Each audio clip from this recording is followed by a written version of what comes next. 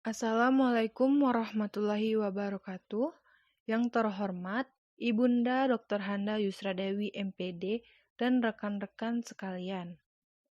Baiklah, kami dari kelompok 8 telaah kurikulum dan buku teks yang beranggotakan Pasma Nababan dan saya sendiri Elvira Putri Asri.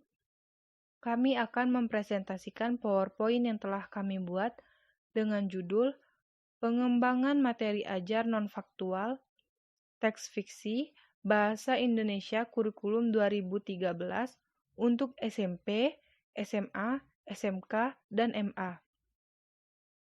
Langsung saja, saya sebagai pemateri pertama untuk memaparkan materinya. Baiklah, pada materi pertama yaitu pengertian. Teks fiksi merupakan cerita rekaan dalam karya sastra.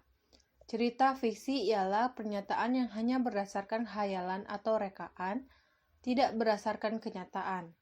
Proses imajinasi non-ilmiah ini sangat diperlukan dalam membuat karya fiksi.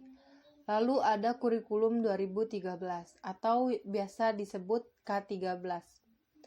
Adalah kurikulum yang berlaku dalam sistem pendidikan Indonesia. Kurikulum ini merupakan kurikulum yang ditetapkan oleh pemerintah untuk menggantikan kurikulum 2006 atau yang sering disebut sebagai kurikulum tingkat satuan pendidikan atau KTSP yang telah berlaku selama kurang lebih 6 tahun. Baiklah, selanjutnya ada pengertian pengembangan bahan ajar.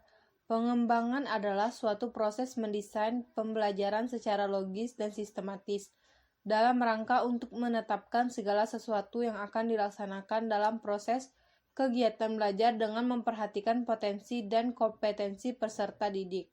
Selanjutnya, materi ajar. Materi ajar adalah pengetahuan, keterampilan, dan sikap yang harus dipelajari oleh siswa untuk mencapai standar kompetensi dan kompetensi dasar. Materi yang selanjutnya yaitu prinsip-prinsip pengembangan materi ajar. 1. Prinsip relevansi.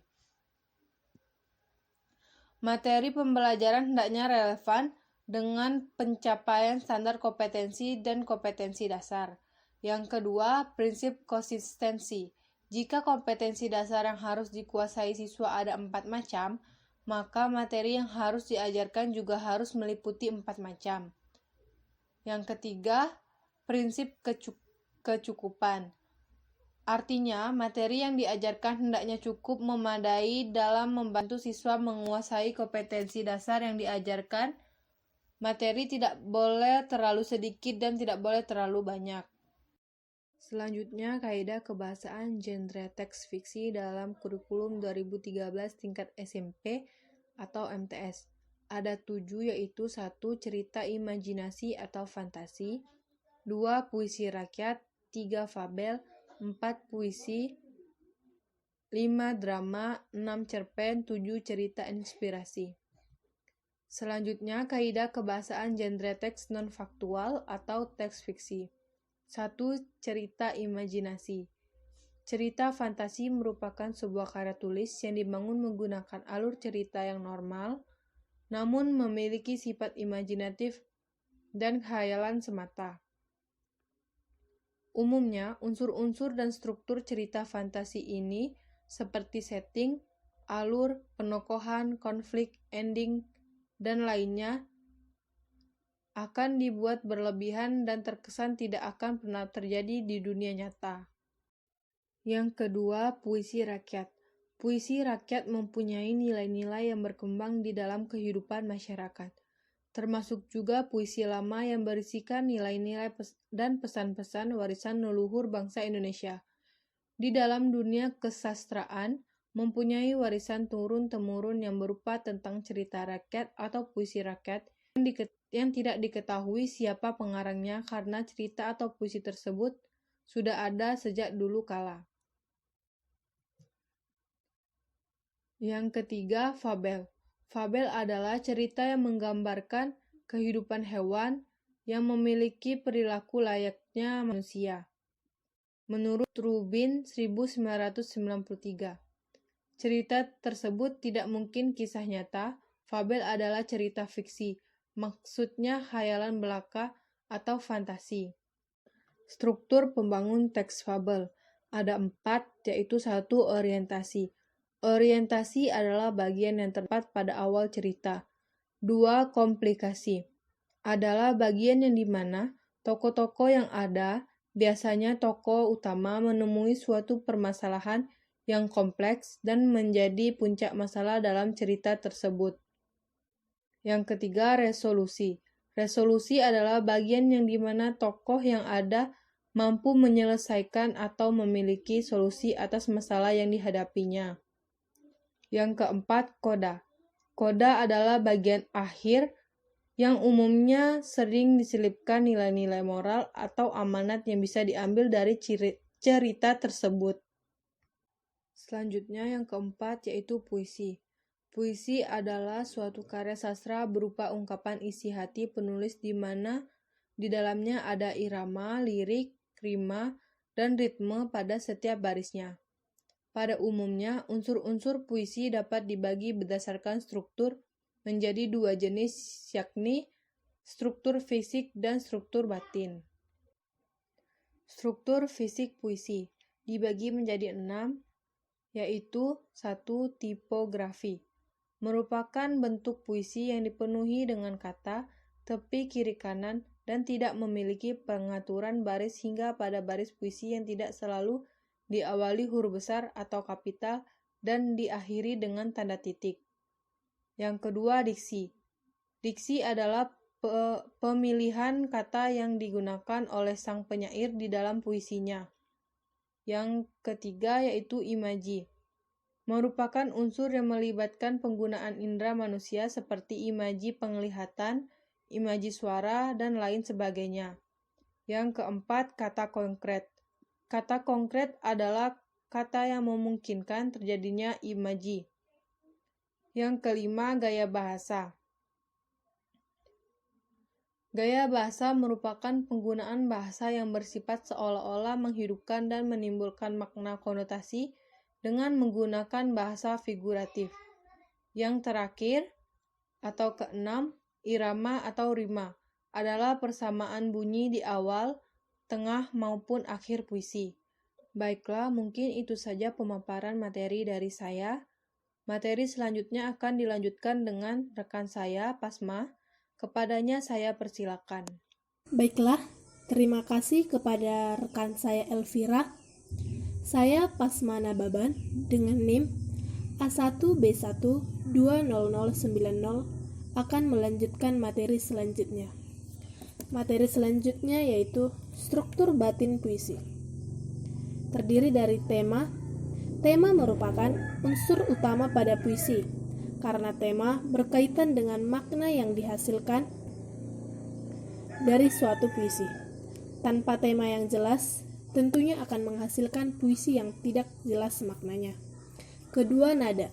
Nada berkaitan dengan sikap penyair terhadap pembacanya. Umumnya, nada yang digunakan akan bervariasi seperti nada sombong, nada tinggi, nada rendah, dan lain sebagainya. Ketiga yaitu amanat. Amanat merupakan pesan yang terkandung di dalam sebuah puisi. Amanat dapat ditemukan dengan memaknai puisi tersebut secara langsung. Yang kelima yaitu drama. Menurut Kamus Besar Bahasa Indonesia, drama adalah komposisi syair atau prosa yang diharapkan dapat menggambarkan kehidupan dan watak melalui tingkah laku atau acting atau dialog yang dipentaskan. Struktur naskah drama meliputi pertama, tema. Tema yaitu gagasan utama atau ide pokok yang terdapat dalam cerita drama. Kedua, alur. Alur yaitu jalan cerita dari sebuah drama mulai awal hingga babak akhir. Ketiga, tokoh. Tokoh yaitu karakter dalam drama yang terdiri dari tokoh utama dan tokoh pembantu. Yang keempat, watak, yaitu tingkah laku para tokoh yang ada dalam drama, baik watak baik atau protagonis dan watak jahat antagonis. Yang kelima, latar. Latar yaitu gambaran mengenai tempat, waktu, dan situasi yang terjadi dalam drama. Yang keenam, amanat, yaitu pesan yang ingin disampaikan pengarang drama kepada penonton melalui cerita drama. Yang keenam yaitu cerpen.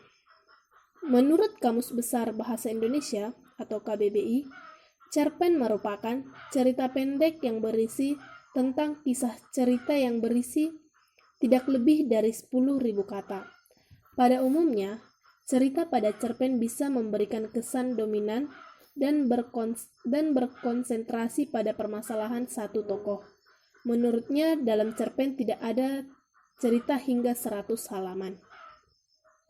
Struktur cerpen meliputi yang pertama abstrak, atau disebut juga ringkasan atau inti cerita yang akan dikembangkan pengarang menjadi rangkaian peristiwa yang dialami tokoh. Yang kedua, orientasi. Struktur orientasi merupakan bagian pendahuluan dalam sebuah cerita, baik pengenalan sifat tokoh, latar cerita, maupun alur cerita. Ketiga, komplikasi. Struktur komplikasi atau konflik dapat terdiri dari satu. Berbagai konflik tersebut akhirnya mengarah pada klimaks. Yang keempat, evaluasi.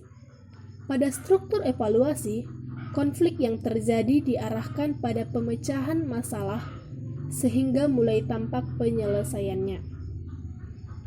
Yang kelima, resolusi. Pada tahap resolusi, pengarang akan mengungkapkan solusi dari berbagai konflik yang dialami tokoh. Dan yang keenam, koda. Koda merupakan nilai atau pesan moral yang terdapat pada sebuah cerpen yang disampaikan oleh penulis kepada para pembaca.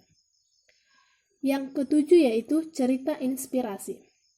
Dalam Kamus Besar Bahasa Indonesia, inspirasi diartikan sebagai ilham atau sesuatu yang dapat menggerakkan hati untuk mencipta atau mengarang syair, lagu, dan sebagainya.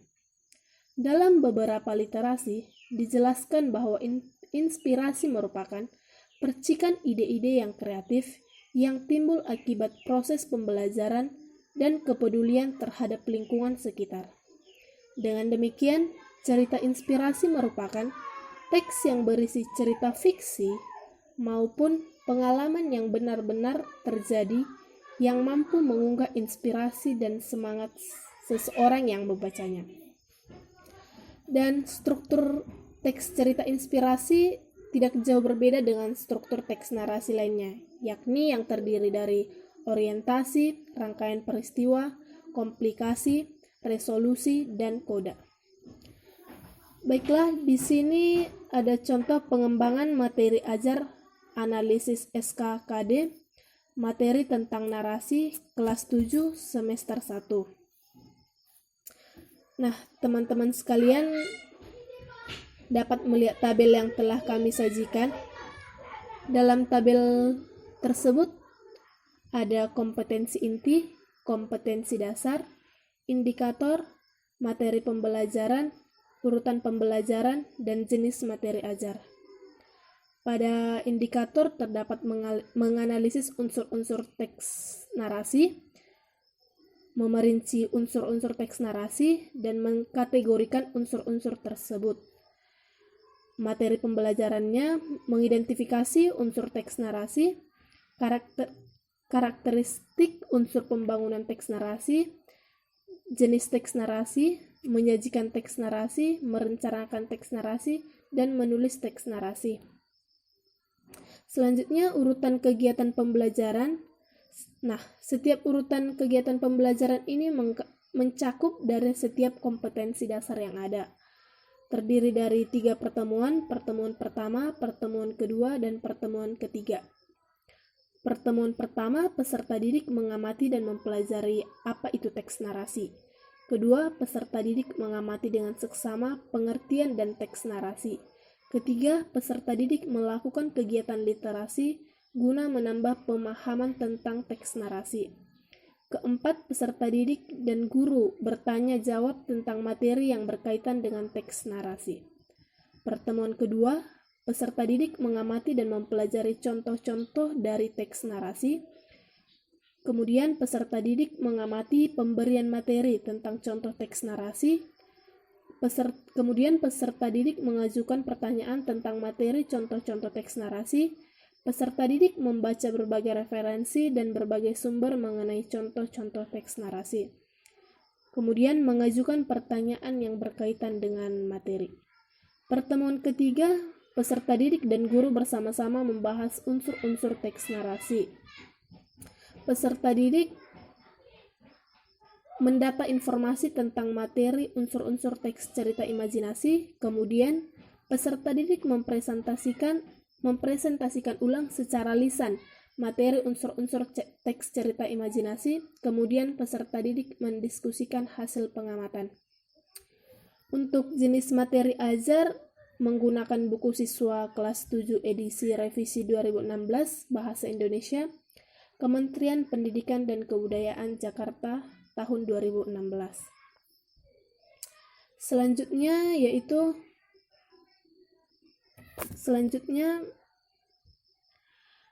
dengan mempertimbangkan prinsip relevansi, guru harus memilih teks narasi yang sesuai untuk siswanya, seperti memperhatikan tempat di mana mengajar dan tingkat kesesuaian teks yang diberikan untuk pelajar seusia mereka.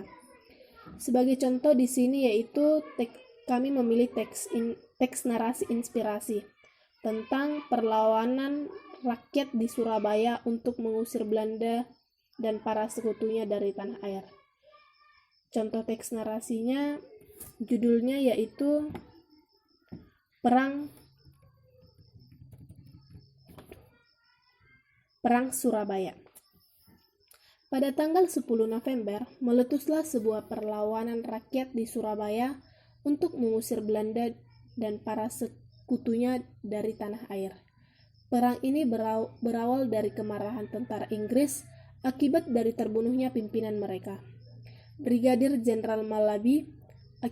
Akibat tewasnya pimpinan mereka, pihak Inggris dan sekutunya memberikan sebuah ultimatum kepada seluruh pejuang yang ada di Surabaya waktu itu untuk menyerah. Bukannya menyerah, ultimatum tersebut malah dianggap sebuah penghinaan oleh para pejuang dan rakyat. Mereka membentuk sebuah milisi perjuangan untuk menghadapi pihak Inggris yang mengancam untuk menyerang. Mengetahui ultimatumnya ditolak, pihak Inggris dan sekutunya marah besar. Kemudian pada 10 November pagi, mereka melancarkan serangan besaran-besaran melalui laut, darat, dan udara dengan mengarahkan sekitar 30.000 infanteri, jumlah pesawat terbang, tank, dan kapal perang. Kota Surabaya diserang habis-habisan oleh pihak sekutu. Mereka mengebom gedung pemerintahan dan membunuh para pejuang. Kejadian waktu itu sangatlah mengerikan. Pembunuhan terjadi di mana-mana dan membuat para pejuang terdesak. Namun, di luar dengan rencana mereka untuk menaklukkan kota Surabaya dalam 3 hari gagal. Seluruh pejuang dan rakyat Surabaya turun ke jalan untuk melakukan perlawanan. Semangat juang para pahlawan waktu itu muncul berkat seorang pemuda yang bernama Bung Tomo. Dia dengan gagah berani membagikan pidato untuk membakar seluruh semangat para pejuang. Pertempuran Surabaya berlangsung sekitar 3 minggu dan dimenangkan oleh pihak sekutu. Meskipun kota Surabaya jatuh ke tangan sekutu, perlawanan rakyat Surabaya waktu itu membangkitkan semangat juang seluruh rakyat Indonesia.